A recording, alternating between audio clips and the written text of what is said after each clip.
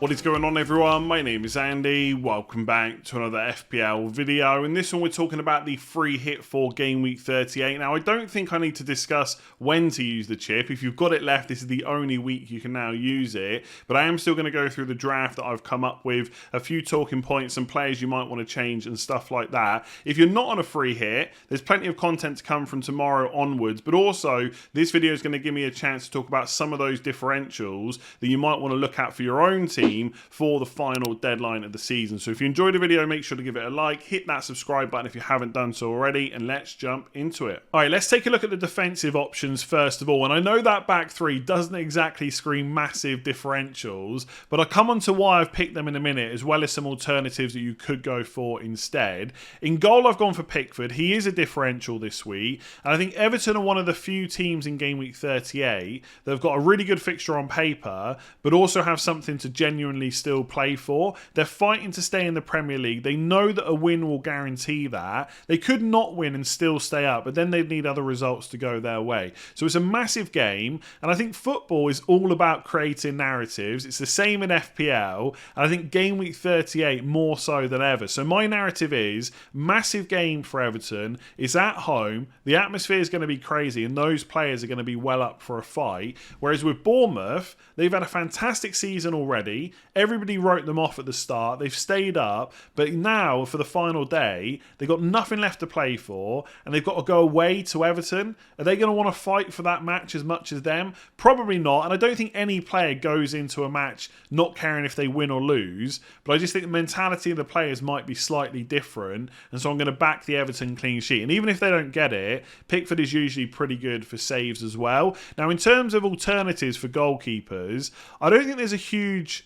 amount of other options unless you're willing to double up. So like a Ramsdale, Alisson or De Gea, someone like that. The one that stands out is probably Sam Johnston at Crystal Palace. Since he came into the side because of other injuries, he's kept his place. Now, I would have thought, with both teams not having anything to play for, there might be goals in that match, a bit like there was between Palace and Fulham in Game Week 37. But I think with Forest, they've just secured safety. I'm sure there's been quite a bit of a party this week. It might not be the worst time to play them. So if I'm not going for Pickford, I'm probably picking Sam Johnston. Outside of that, look, I know there's going to be lots to talk about West Ham with nothing to play for, but Leicester defensively have just been really bad. And I know they got a clean sheet last night, but how they didn't concede, I don't know. And then I've already talked about kind of Alisson, De Gea and Ramsdale. I think Martinez, Villa are probably favourites for that match, but are they likely to get a clean sheet against Brighton? Probably not. Raya is against Man City. Kepa is against a really good Newcastle side, although again, they haven't really got a lot to play for now. Top four is secure. I think for me, I want to go for a cheap goalkeeper because of the budget. I'm going for Pickford or for Sam Johnston, like I said. In defence, I think you've got to pick Trent Alexander-Arnold. He's just too good to turn down. Southampton are already relegated. I will say at the time recording, we don't know whether Liverpool will still have something to play for in Game Week 38, because if Man United get a point, so a draw or a win against Chelsea, which obviously happens before the Game Week 38 deadline, then Liverpool won't have a chance of top four. They would need Man United to lose and then hope that they also don't win on the final day. So it might be the case that Klopp changes a few things around, and in general there could just be surprises on the team sheets on the last day of the season, but there's not really much I can do about that or talk about now, because you just don't know what that's going to be unless you get any indication from the manager. So if we assume that Trent starts, he's got to be in this side because he's just too attacking, and Southampton are already relegated. So you just wonder how much of a fight they will really put up in that game. Although I guess it is their last home game, so they might want to show the fans something. But I don't think it really matters. You've already relegated yourself. So I think Trent has to be in there. There's just a lack of other really attacking options with good fixtures. So that's why Luke Shaw is in there. But again, if Man United draw a win against Chelsea, they don't need anything from that Fulham game. And although there's 6 days until the FA Cup final, there might be some rotation for players like Luke Shaw that have played a lot of minutes so far this season. But I think if he plays, that's a good fixture. I know there's talk about, the narrative for that game is Mitrovic wanting revenge for the FA Cup, but I think Man United defence has just been decent, so I would back them again there. And then I've gone for Arsenal because I think they're going to get a good result against Wolves. I don't think Wolves will have enough to score against them, and I think there'll be plenty of goals as well. the only thing I'll say with an Arsenal fan, I don't know if there's that much upside there. I think Gabriel might be the one if you've got a bit more money, because he's got a bit of threat from set pieces, if not Ben White. But as we saw in the last game, he didn't play right back, he played as a centre back. So if that happens again, his attacking threat goes right down. The one that I would really want is probably Tierney, but there's no guarantee he plays. He didn't play in the last game, and reportedly he's off to Newcastle, so they might just not risk him again for the final day. Or they could play him because it's the final game at the club, and they might want to give him a goodbye. But you can do that from being subbed on. You don't have to start and then be subbed off. So again, it really comes down to what team news and information we get as we get closer to the deadline. But I think Arsenal are a pretty good shot at a clean sheet, which is why I've gone for Ben White, because I think he starts either way. In terms of alternative defenders, you could obviously, if you went for Johnson in goal, you could go for an Everton defender like Yerry Mina or Tarkowski. You could double up with Pickford if you really wanted to as well, as a big differential. Outside of that, I'm really struggling to see where the attacking defenders come from. You've got Estupiñán, but he's away to Villa. I'm not sure Brighton keep a clean sheet there. Moreno's just gone and got himself injured. I don't think he'll be available for game week 38. Man City, do you want to guess who's going to start? None of them are particularly attacking either. Obviously, Reece James and Chilwell in years gone by we would love. They're not necessarily going to be available, and it's not like Newcastle was an easy fixture either, although again, they don't have anything to play for now on the final day. So I think unless you want to go for like a Castagna against West Ham, or hope that Pedro Porro plays against Leeds, or maybe even just go for Emerson Royale, there's just a lack of obvious defenders. So I know that back three looks pretty boring, but I think it's also pretty solid. And with a free hit, everybody wants to go differential, but not all 11 players have to be different. So I think that's a pretty solid back four. Let me know what you think in the comments below. Who would you change? So looking at the midfield, I think if I was actually free hitting this week, I'd be close to locking in three of those players already, who would be Eze, Salah and Trossard. And if Rashford's fit and starts against Chelsea, I'd almost lock him in as well. So I'm fairly confident with four of the picks. Obviously, you can change your mind right up until the deadline. You can wait for news, injuries, team leaks and stuff like that. But all four picks are good for different reasons. So with Eze, I've only got 0.2 million in the bank. Something has to give. I need a cheap attacker.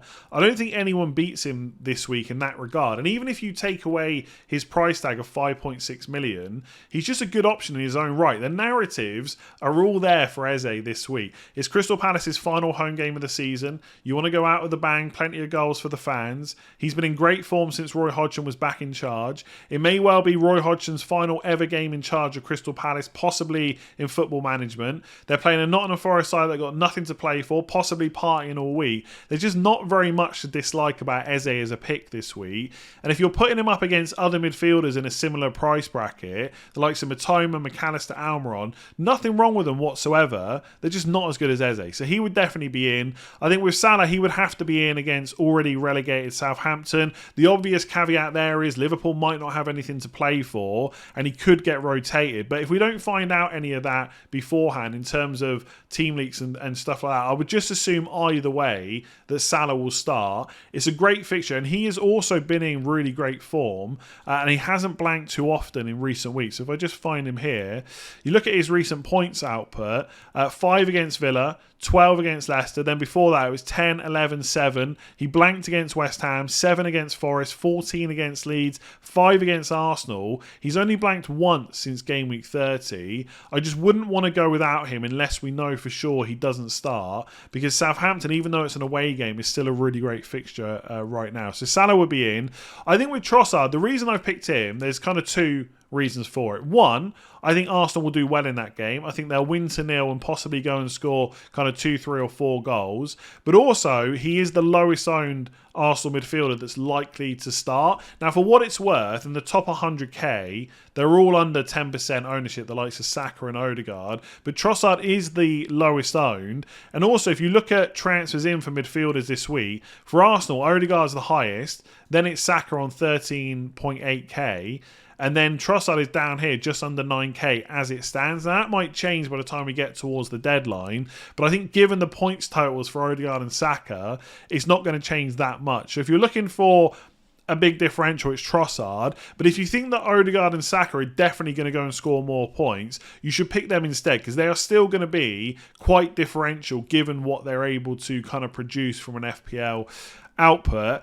And then with Rashford, I think he's good enough that I would take the risk he starts whatever happens against Chelsea. Obviously, if Ten Hag says he's not fit, that's different. But even if he only comes off the bench or even plays the full game against Chelsea, I still think there's a good chance he plays against Fulham, because he hasn't played a huge amount of matches recently, missing the last 2 in the league. And there is 6 days between Fulham and Man City in the FA Cup final. So that's plenty of time to rest for him. It's not a guarantee. I won't sit here and say 100% certainty if Rashford's fit he starts, because Chelsea is on Thursday and Fulham's on Sunday. But I think there's a very good chance, if you don't want to go for him and you want to stick with Man United, then Antony should play on the right. On the left, it's a little bit more difficult. I would assume it'll be Sancho again, but it could quite well be Garnacho. He's very cheap at 4.1 million, which would give you money to spend elsewhere. I think if Rashford's not the one and you don't have money to go to Fernandes, most people are just going to go outside of Man United. There's not a huge amount of options in midfield, I don't think. One that kind of a lot of people are talking about now is Rodrigo at Leeds. I think Bamford took the last penalty against Newcastle and missed, so Rodrigo may well take the next one. And importantly, like Leicester, Leeds need to win that game to have any chance of staying up. It doesn't guarantee it, but if they lose or anything like that, it's pretty much over. So they've got to go and score goals against Spurs. And let's be honest, Spurs not defending that well right now. So I like the Rodrigo option. I also quite like Maddison. Now, he did get benched last night against Newcastle, but I think that was Dean Smith's way of trying to shore up the defence and not concede any goals, which did work. Although the amount of chances they conceded, they should have probably conceded some actual goals as well. But I don't see how Maddison doesn't come in for a game which they need to win. And West Ham kind of, you could say, are on the beach now. Even if they play a full-strength side, those players are not going to want to go and get injured ahead of the European final. And again, they're not going to want to lose the game, but they might not be quite into every 50-50 challenge and stuff like that. So don't completely forget about Maddison. I think Liverpool, if Luis Diaz starts again, big differential. I like the look of him against Southampton. Outside of that, I don't know if there's many midfielders that I would consider. Possibly if Calvert-Lewin is out and Maupay doesn't start, then Damari Gray might be up front. You could look at him. You could look at McNeil, who's almost guaranteed to start there. Elise against Nottingham Forest is okay, but I definitely prefer Eze, and I'm not sure Elise would get in ahead of the other options I've already spoken about. And that's probably about it, unless you want to double up on Arsenal midfield, which, if you think like me there's going to be a big result there, is perfectly viable. Mahrez, I'm least sure about, because I don't know if he's going to play. And if he does play, what will the rest of the Man City team look like? I don't think they can rotate enough where the team is ever bad. They've got too good of a squad.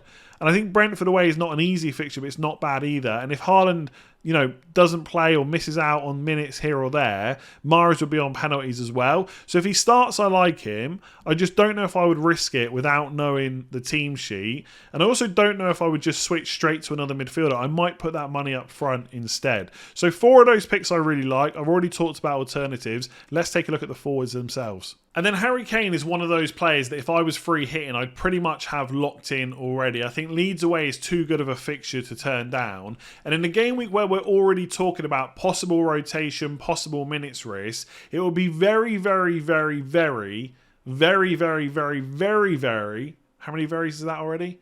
Very, very, very, very surprising if he doesn't start.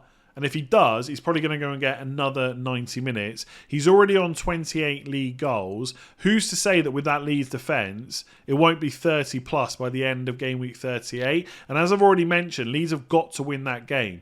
Now, that doesn't mean that they're going to go for it from the off, but at some point they might have to, leaving a lot of space for the likes of Kane and Son. Now, in terms of ownership, if you only want to go for one Spurs attacker and you want to go ultra differential, then it's got to be Son. But as of game week 37, according to Live FPL, Kane's ownership in the top 100k was 14.49%, I think. So it's already fairly low given what he can do. And yes, it's going to climb as we get towards that game week 38 deadline, but he's not going to suddenly be like 70, 80, 90% owned. So I just wouldn't leave him out against Leeds. And then with Haaland, he's a bit like Salah, that if you know he's starting, he can just never be a bad pick. Even if he's a minutes risk and he's going to come off around 50, 60 minutes, who's to say that he doesn't have another 1 to 2 goals in that time? So if we know he's starting, then he's an obvious player to include in a free hit draft.